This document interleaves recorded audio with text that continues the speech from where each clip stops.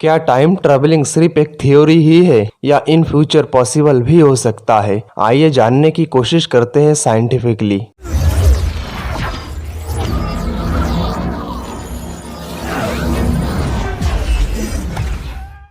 Time travel शब्द सबसे पहले प्रचलन में आया जब सन 1895 में एन.जी. वेल्स ने ग्राउंड ब्रेकिंग नोवेल लिखी थी द टाइम मशीन नाम से। इसी के बाद ही टाइम मशीन शब्द प्रचलन में आया और लोग जानने लगे कि टाइम मशीन से हम टाइम ट्रैवल कर सकते हैं, हम समय से आगे जा सकते हैं और समय से पीछे भी। हालांकि ये नोवेल साइंस फिक्शन अर्थात काल्पनिक विज्ञान था, लेकिन इसी से प्रभावित होकर बाद में कई दार्शनिक सोच में पड़ गए कि ऐसा भी संभव है। टाइम ट्रैवल पर न सिर्फ गंभीर शोध पत्र लिखे गए बल्कि कई मूवी बनाया गया है और आगे आने वाले समय में कई मूवी बनेंगे। देखा जाए तो टाइम ट्रैवल कई तरीके से किया जा सकता है, जैसे हमें अलग अलग मूवी में अलग अलग तरीके से दिखाया गया है। उदाहरण के तौर पर इंटरस्टेलर मूवी में एक तरफा समय यात्रा दिखाया गया है। इसमें आप फ्यूचर में जा तो सकते हो लेकिन वापस नहीं आ सकते। ऐसे ही तात्कालिक समय कूद और लाइट के स्पीड से ट्रैवल करके टाइम ट्रैवलिंग करना, इसे दिखाया गया था 1779 के सुपरमैन मूवी में। ऐसे ही एक दो तरीके मूवी में और दिखाया गया है, लेकिन अब सवाल उठता है कि एक्चुअली में इनमें से कौन से तरीके से टाइम ट्रैवलिंग किया जा सकता है।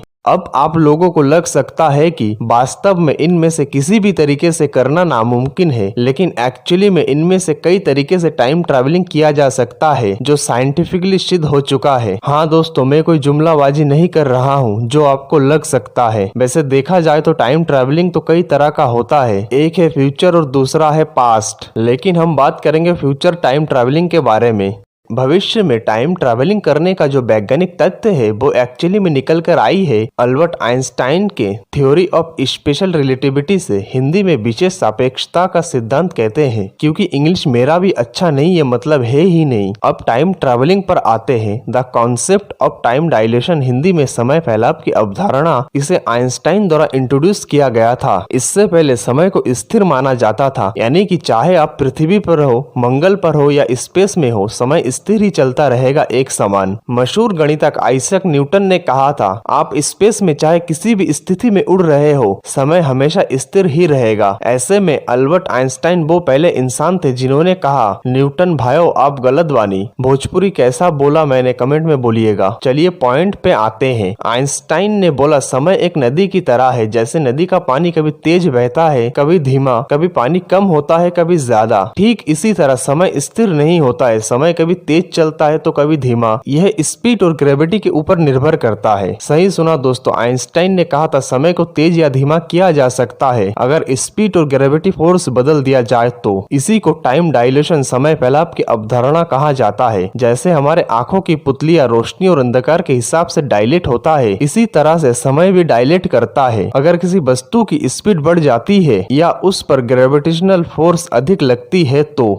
वास्तव में टाइम डायलेशन दो तरीके से हो सकता है। एक है स्पीड से, अगर आप किसी ऐसे ऑब्जेक्ट में बैठ जाओ जो बहुत स्पीड से चलता हो, एयरप्लेन या स्पेसक्राफ्ट, जो चीज जितना स्पीड में जाएगी उसके लिए समय उतना ही धीमा होता जाएगा उस इंसान की तुलना में जो स्पीड में ना जा रहा हो। इसे अगर आप उदाहरण के जरिए समझे तो मान लेते हैं हमारे पास दो घड़ी है, इनमें से एक घड़ी को हम अपने पास रख लेते हैं और एक घड़ी को एयरप्लेन के साथ भेज देते हैं पूरी दुनिया की एक चक्कर लगाने को। जब एक घड़ी पूरी दुनिया का एक चक्कर एयरप्लेन के साथ लगाकर वापस आएगा, अब आप इन दोनों घड़ियों का समय मिलाएंगे, तब इन दोनों घड़ियों का समय में एक घड़ी का समय कुछ नैनो सेकंड पीछे होगा, क्योंकि इनमें से एक घड़ी ज्यादा स्पीड में चलकर आई थी, तो इसमें काइनेमेटिक टाइम डायलेशन होगा। अब मैं कोई जुमलाबाजी नहीं कर रहा हूँ, ये चीज साइंटिफिकली सिद्ध किया जा चुका है। साल 1971 में ऑटोमेटिक घड़ी का प्रयोग किया गया था इसमें, और वास्तव में देखा गया जो घड़ी एयरप्लेन में था उसका समय कुछ धीमा है जमीन में रखा घड़ी से। इसे कहा जाता है हाफेल कीटिंग एक्सपेरिमेंट, जिसने आइंस्टाइन के सिद्धांत को सिद्ध किया था।